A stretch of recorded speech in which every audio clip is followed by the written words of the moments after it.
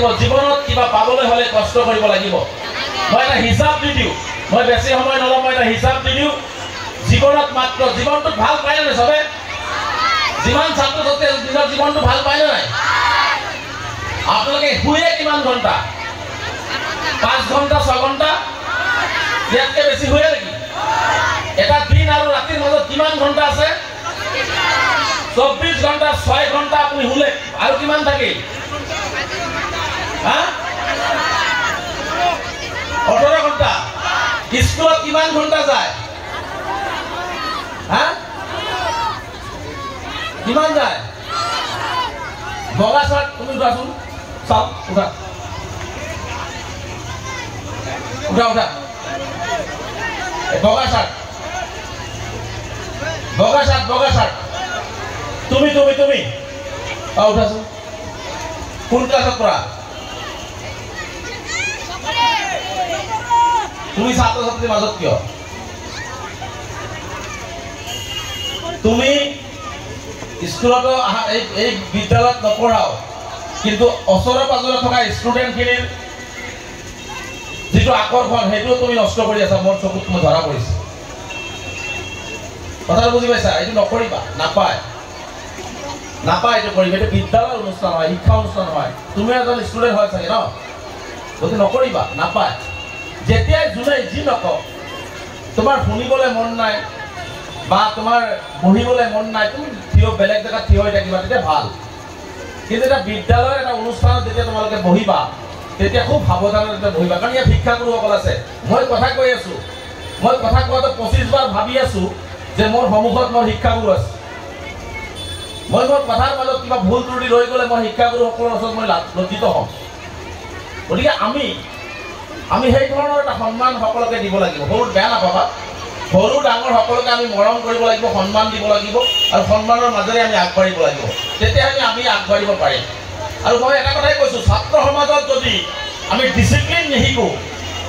আমি যদি আমাৰ ব্যৱহাৰিক জ্ঞানখিনি আমি ছাত্ৰ অৱস্থাৰ পৰা নিহিকো পৰিয়ালৰ মাজতো কিন্তু আমি সেই ব্যৱহাৰটো দেখাবলৈ সক্ষম হ'ম এজন ছাত্ৰই যদি এখন বিদ্যালয়ৰ পৰা খুব নীতিগতভাৱে নিজৰ ব্যৱহাৰিক দৃষ্টিকোণেৰে যেতিয়া চলিব ডিসিপ্লিন মেইনটেইন কৰি চলিব তেতিয়া সেই ছাত্ৰজনৰ ঘৰত গৈ মাক দেউতাকৰ লগত সমাজৰ লগত খুব ভালকে চলিব পাৰিব হয়নে নাই গতিকে নিজৰ ব্যৱহাৰখিনি আমি স্কুলৰ পৰা শিকিব লাগিব ঘৰৰ পৰা শিকিব লাগিব তেতিয়াহে আমি সমাজত ভালকে চলিব পাৰিম আমি বিচাৰো তোমালোকৰ দ্বাৰা ল'ৰা ছোৱালী আজি আমাৰ শিক্ষা জীৱন শেষ আমি এতিয়া ধৰা এটা পৰ্যায়ত গুচি গ'লো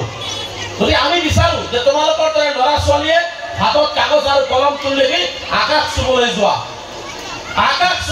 তোমালোকে আমি এইটো বিচাৰো যদি কৰবাত অসুবিধা হৈছে পইচা নাই অভাৱ হৈছে মই ৰেজল্ট কৰিম কথা দিছো তোমালোকক আকাশ চুবৰ কাৰণে যদি কিবা সহায় লাগে মই ৰেজল্ট কৰিম নাম সভাপতি কৰিবলৈ প্ৰস্তুত আছো তথাপি তোমালোকে আকাশ চোৱা সন্মুখত তোমালোকৰ ভৱিষ্যত খুব ভাল দেখিছো সেই ভাল ভৱিষ্যত অন্ধকাৰলৈকে ঠেলি নিদিবা মই সেইকাৰণে কৈছো যে 18 ঘণ্টা পঢ়িলা এবাৰ 18 ঘণ্টা 6 ঘণ্টা 18 ঘণ্টা গ'ল স্কুলত যায় কিমান ঘণ্টা 4 ঘণ্টা স্কুলত গ'ল কিমান থাকি 6 ঘণ্টা যায় তেনে 18 বা 6 গ'লে কিমান থাকি হা 12 টিউশনত যায় 1 ঘণ্টা হয় না আজিকালি তেনে 13 ঘণ্টা থাকি 13 ঘণ্টাৰ ভিতৰত খোৱা লোৱাৰ কাৰণে কিমান ঘণ্টা যায় ধৰা 2 ঘণ্টা লাগে নালাগে 13 ঘণ্টা আৰু 1 ঘণ্টা খোৱা লোৱাৰ 3 হাজ খোৱা লোৱাৰ কাৰণে 1 ঘণ্টা দিলে কিমান থাকিল 12 ঘণ্টা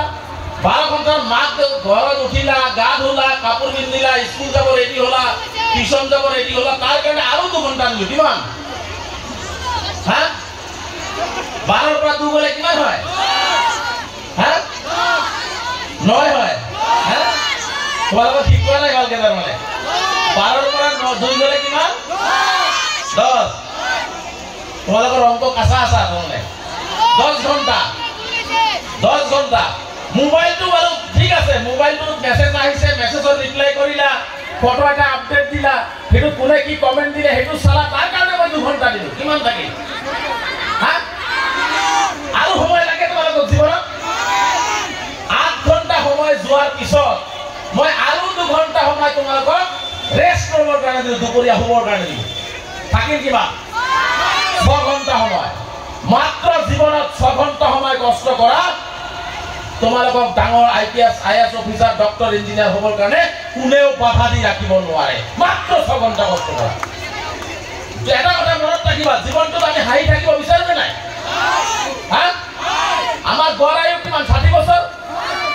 60 বছৰ আমি হাঁহি থাকিব বিচাৰোঁ নাই? কোনোবা মানুহে বিচাৰে নেকি জীৱনত কান্দি থাকিব, হাজিৰা দিব, কাম কৰিব যাম, লেবাৰী কৰিম, চাইকেলত বেকাৰ হ'ম, বিচাৰে নেকি কোনোবাই?